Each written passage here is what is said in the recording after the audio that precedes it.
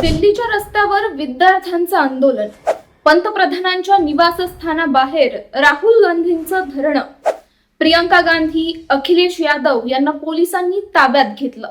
उद्धव ठाकरे मध्यरात्री जंतर मंतरवर पोहोचले आणि अखेर केंद्रीय शिक्षण मंत्री धर्मेंद्र प्रधान यांनीही आपलं मौन सोडलं.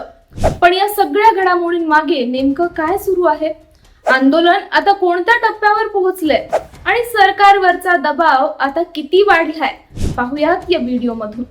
नमस्कार, मी सृष्टी आणि आपण पाहताय मराठी मंडळी. दिल्लीत सुरू असलेलं विद्यार्थ्यांचं आंदोलन आता केवळ एका परीक्षेपुरतं मर्यादित राहिलेलं नाही.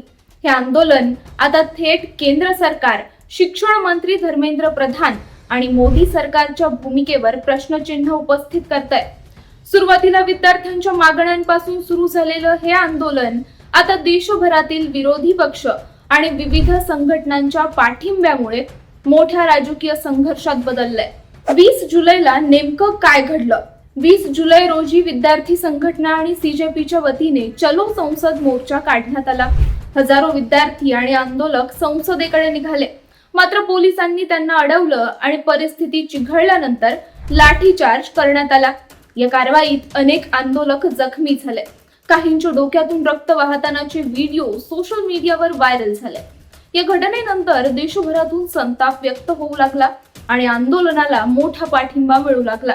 राहुल गांधी थेट मोदींच्या निवासस्थानासमोर. लाठीचार्ज नंतर दुसऱ्याच दिवशी विरोधी पक्ष अधिक आक्रमक झाला. राहुल गांधी, प्रियंका गांधी, अखिलेश यादव आणि काँग्रेससह अनेक विरोधी पक्षांचे खासदार थेट पंतप्रधान नरेंद्र मोदी यांच्या निवासस्थानासमोर पोहोचले आणि धरणे आंदोलन सुरू केलं. सरकारशी चर्चा होईल अशी अपेक्षा असतानाच पोलिसांनी कारवाई करत राहुल गांधी, प्रियंका गांधी, अखिलेश यादव आणि इतर खासदारांना ताब्यात घेतलं. राहुल गांधींना छत्रसाल स्टेडियम मध्ये तर प्रियंका गांधींना मंदिर मार्ग पोलीस स्टेशन मध्ये नेण्यात आलं. प्रियंका गांधींची सुटका उशिरा होत असल्याने काँग्रेसच्या माजी अध्यक्ष सोनिया गांधी स्वतः वकिलांसह पोलीस स्टेशन मध्ये पोहोचल्या. बाहेर काँग्रेस कार्यकर्त्यांनी जोरदार घोषणाबाजी केली आणि जवळपास 3.5 तासानंतर सर्व नेत्यांची सुटका करण्यात आली. राहुल गांधींच्या 5 मोठ्या मागण्या. सुटका झाल्यानंतर राहुल गांधींनी सोशल मीडियावर सरकारसमोर 5 प्रमुख मागण्या ठेवल्या. पहिली, शिक्षण मंत्री धर्मेंद्र प्रधान यांनी राजीनामा द्यावा. दुसरी, विद्यार्थ्यांवर लाठीचार्ज करणाऱ्या अधिकाऱ्यांवर कारवाई व्हावी. तिसरी मागणी, विद्यार्थ्यांवर दाखल केलेले गुन्हे मागे घ्यावेत. चौथी, नीट आणि विद्यार्थ्यांच्या प्रश्नांवर संसदेत तातडीने चर्चा व्हावी.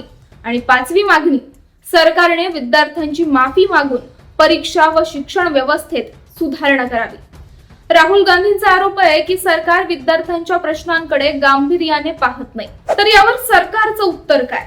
दरम्यान केंद्रीय मंत्री जितेंद्र सिंह यांनी वेगळी भूमिका मांडली.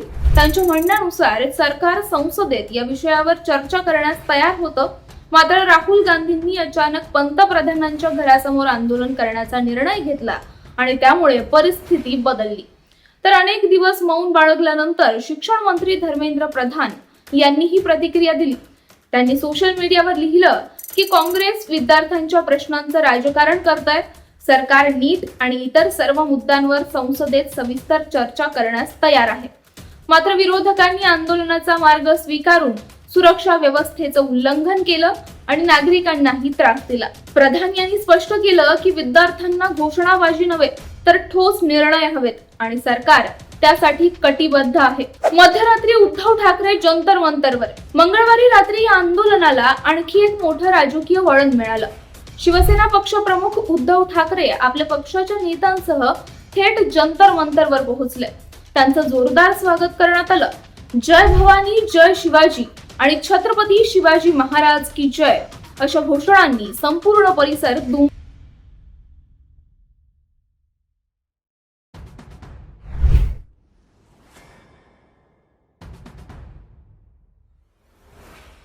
महाराष्ट्र तुमच्या पाठीशी उभा आहे. विद्यार्थ्यांनी पेटवलेली ही चिंगारी आता विझू देऊ नका. त्यांच्या भाषणानंतरही त्यांनी अनेक विद्यार्थ्यांशी प्रत्यक्ष संवाद साधला. रात्री उशिरापर्यंत जंतर मंतरवर मोठी गर्दी कायम होती. दरम्यान उपोषण करणारे सामाजिक कार्यकर्ते सोनम वांगचूक यांच्याबाबत ही महत्त्वाची माहिती समोर आली आहे. त्यांना सफदरजंग रुग्णालयातून मेदांता हॉस्पिटलमध्ये हलवण्यात आलं असलं तर त्यांनी उपोषण सुरूच ठेवलंय. दिल्ली उच्च न्यायालयाने त्यांच्या आरोग्यावर लक्ष ठेवण्यासाठी विशेष वैद्यकीय पथक नेमण्याचे आदेश दिले आहेत. काही वृत्तांनुसार केंद्रीय आरोग्य मंत्री जे.पी. नड्डा आणि केंद्रीय मंत्री जितेंद्र सिंह यांनीही हॉस्पिटलमध्ये जाऊन त्यांच्या प्रकृतीची माहिती घेतली. बुधवारी सकाळपासून ही जंतर मंतरवर आंदोलकांची मोठी गर्दी कायम आहे. रात्रभर अनेक विद्यार्थी तिथेच ठिय्या देऊन बसले होते. पाऊस सुरू असतानाही आंदोलन मागे हटलेलं नाही. तर आज मनोज जरांगे पाटील यांनीही दिल्ली गाठलेली आहे. विविध राजकीय नेते आणि काही कलाकार ही आंदोलकांची भेट घेण्याची शक्यता आहे. दुसरीकडे काँग्रेसचे खासदार काळे कपडे घालून संसदेत जाणार असून संसदेतही आंदोलन करण्याची तयारी करण्यात आली आहे. त्यामुळे आज संसदेत नीट, विद्यार्थ्यांच्या मागण्या आणि आंदोलनाच्या मुद्द्यावर चर्चा होते का, सरकार कोणती भूमिका घेते आणि शिक्षण मंत्री धर्मेंद्र प्रधान यांच्या राजीनाम्याच्या मागणीवर काही निर्णय होतो का? तर मंडळी, विद्यार्थ्यांचं हे आंदोलन आता केवळ एका परीक्षेचा मुद्दा राहिलेला नाही. हा विषय शिक्षण व्यवस्था, सरकारची भूमिका आणि विरोधकांच्या राजकारणाचा केंद्रबिंदू बनलाय.